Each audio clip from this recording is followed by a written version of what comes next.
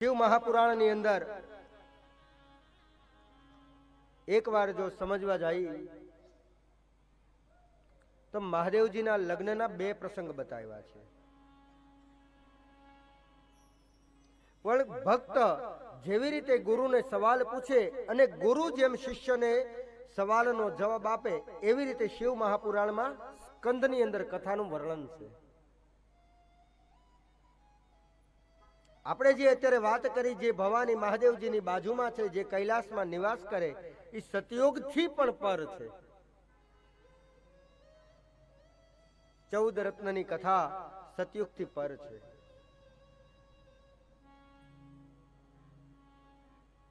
બ્રહ્માજીનું મસ્તક શિવજી દ્વારા કપાણું એ સતયુગથી પર છે.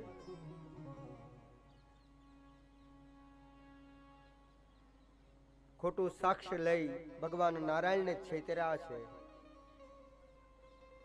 પરિણામ મહાદેવ દ્વારા શ્રાપ બ્રહ્માજીને પણ દેવામાં આવ્યો અને એક વાર એમણે ખોટો માર્ગ અપનાવ્યો.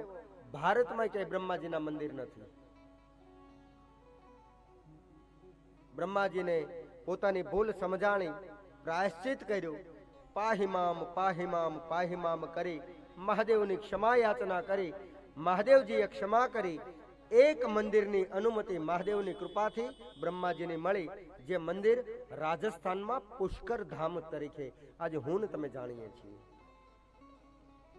આનો અર્થ એવો થાય કે ક્યારેય શિવ નામનો મહિમા ન કરાય. બ્રહ્માજીનું એક મંદિર થયું છે, નહીં તો ત્રણેય દેવતાઓ છે. નારાયણના અનેકો મંદિર થયા છે. ગામડે ગામડે નારાયણનું મંદિર, ચાહે રામજીના રૂપે હોય, ચાહે કૃષ્ણના રૂપે હોય, પણ નારાયણનું મંદિર હોય. શિવ પરાત્પર બ્રહ્મ છે. શિવ મહાપુરાણની કથાથી જો હું તમને સમજાવું તો શિવ અને શંકર બંને જુદા છે. શંકર નિરાકાર, શંકર આકારમાં છે, જ્યારે શિવ નિરાકાર છે.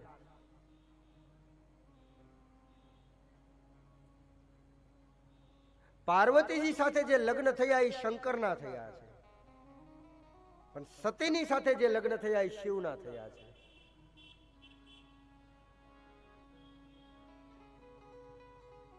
અને શિવજી મહારાજે ક્યારે કોઈ મંદિરની અંદર પૂજાવાની કલ્પના પણ કરી નથી. શિવ એક તત્વ, બીજ તત્વ છે.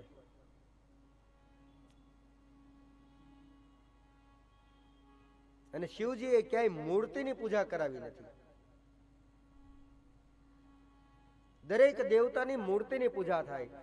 તો મૂર્તિ પૂજાથી પણ હું ને તમે જ્યારે પહોંચી જઈએ, એનાથી પર થઈ ત્યારે શિવ તત્વને પામીએ છીએ. હજી તો આપણે મૂર્તિમાં જ આપણે લડીએ છીએ. આ અમારો, આ અમારો, આ અમારો, આ અમારો, આપણે મૂર્તિમાં લડીએ છીએ.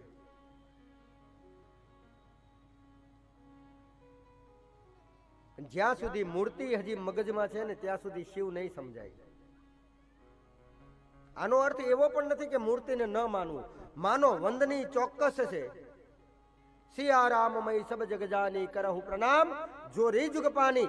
મૂર્તિ જરૂરી છે, પણ તત્વને સમજવાની વાત હું કરું છું. તત્વ સમજો તો શિવ સમજાય છે.